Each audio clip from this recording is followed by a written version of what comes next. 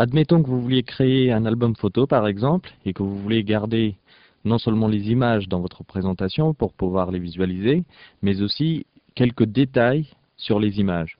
Par exemple la date, ou alors quand est-ce que ça a été fait, ou carrément rajouter des commentaires.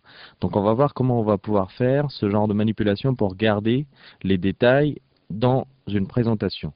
Ici nous avons inséré une image, qui est une image d'un dragon. Et maintenant, je vais vous montrer dans le menu affichage, en-tête et pied de page. Ici, nous avons l'onglet diapositive.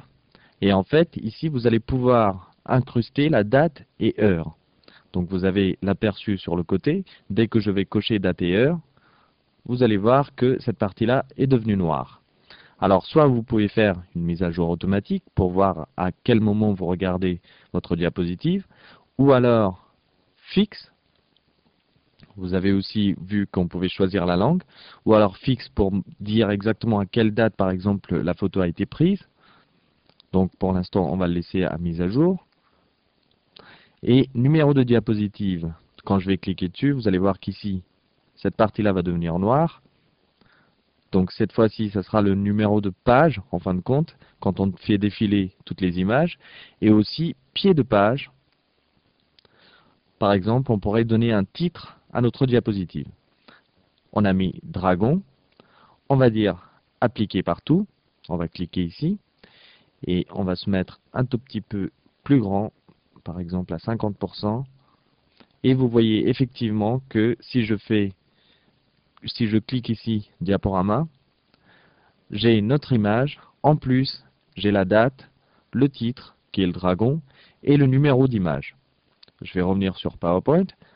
Maintenant, si vous ne voulez pas, pour une question esthétique par exemple, vous ne voulez pas voir la date, le titre, le numéro, etc., mais vous voulez quand même garder une trace de tout ça, on va aller dans le menu affichage, en-tête et pied de page, et cette fois-ci, vous pouvez décocher ici, donc on verra plus rien, et par contre, dans commentaires et documents, je vais cliquer ici, on va pouvoir cocher date et heure, ou alors fixe, ou alors mise à jour automatique. En tête, on va mettre par exemple image. Si je décoche ici, vous voyez que ici, ce n'est plus grisé, donc ça veut dire que c'est ici qu'il va apparaître en tête.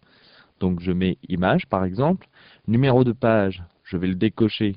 Vous voyez que ça se passera ici, donc je vais le cocher. Pied de page, donc je l'appelle dragon. Si je le décoche, vous voyez que c'est cette partie-là. Donc je vais cocher tout ça et je vais cliquer sur appliquer partout. Cette fois-ci, nous n'avons plus les détails ici, les dates, ni le titre, ni le numéro de diapositive. Mais par contre, si je vais dans le menu affichage, page de commentaires, nous avons notre titre qui est ici, image, la date ici, et dragon et le numéro de diapositive. Donc en fin de compte, on garde les traces à l'intérieur de notre diapositive, mais sans que cela ne se voie dans notre présentation. Là, vous voyez nous avons tous les détails qu'on veut. On va cliquer ici, diaporama. Ici, on ne voit rien.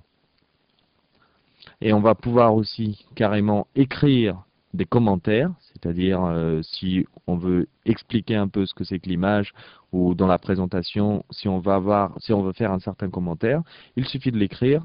La personne qui visualise le diaporama ne le verra pas, mais vous êtes toujours au courant en ouvrant tout simplement le document sur PowerPoint et en allant dans le menu affichage, page de commentaires.